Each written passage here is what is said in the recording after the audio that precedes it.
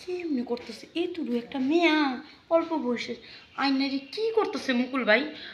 ইস আইরে মুকুল ভাই ওর লগে না কইরা কাজটা আমার লগে তো করতে পারতো, তাও তো শান্তি পেতাম আমি। মুকুল ভাই যা না করে কেমনি করতেছিস সে বুঝতেছি না কিছু। আমার যে কেমন লাগতেছে আমি কেমনি বুঝাই, আমার তো পড়ানো আর সহ্য হইতেছে না। মুকুল ভাই না ডাকাও যাইব না, হ্যাঁ তখন কাজ করতেছে, ডাকুম কেমনি? শেষ করে না কেমন এই যে উঠছে আর শেষ হইতেছে না।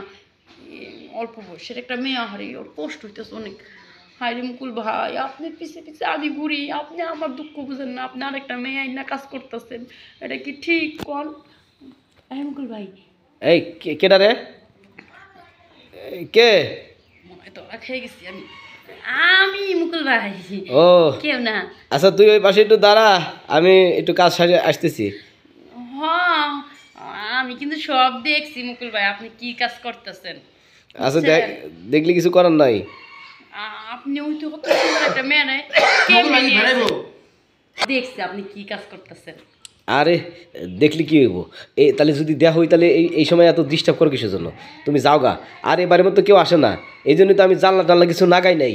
তুমি হুদাহুদি ডিস্টার্ব করতেছো কিসের জন্য? ভাই আমি আপনার ডিস্টার্ব করতেছি না, আপনার আমি সবসময় চোখে চোখে রাখি, আপনি কি করেন কখন কোথায় যান আমি সবই দেখি বুঝছেন। এলাকা আপনার উপরে অনেক দিনের আশা আছে আমার কিছু বুঝছেন, ওই আশাটা আমি পূরণ করবা চাইতেছি আপনার দিয়া, কিন্তু আপনার তো লাগুরেই পাই না, কেমনে আশাটা পূরণ করুন কন?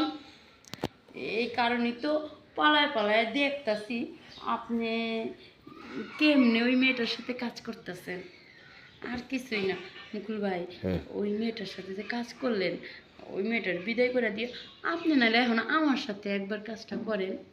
আরে তুমি কি কইতেছো আবল তাবল? তোমার কথা তো আমি কিছুই বুঝতেছি না। বলতা বল না, সত্যি কইতাছি। দেখেন হয় আমার লগে কাজ করেন, নাইলে আমারে আপনি বিয়া করেন। এখন কি করবেন কন? বিয়া মানে কি? বিয়ে কাক কয়? কি যা আবল তাবল পেছাল পারো? মনে হয় আপনি কিছু বুঝেন না, বিয়া কারো করে আর বিয়া করে মানুষ কি করে এটা মনে আপনি বুঝেন না। নেকা সাচ্ছে এখন না আমার সামনে যত নেকামি আপনার। কে নেকাও সাজমুখে? নেকা সাইজেন না, নেকা সাইজেন না, আমি সবই দেখছি। আমি গ্রামের 10 জনটা ডাক দিয়ে সব করে দেবো, আর আপনার এখন হাতে নাতে ধরাই দিন। আরে পাগল, আমার রুমে তো কেউ নাই, আমি তো ওই যে শুনেন মুকুল ভাই, ওই যে ফর্সা করে একটা মেয়ে আপনার বিছানায় শুয়ে রয়েছে। আরে না, আপনার পাশে শুয়ে ওই যে আমার বইয়ের সেলোয়ার ছিঁড়ে গেছে, ও বাপের বাড়ি গেছে, সেলোয়ারগুলো আমি শিয়েতেছি, এই সেলোয়ার বারে নাড়তেছি আর সেলাই করতেছি। তুমি কি ভাবতে চাও?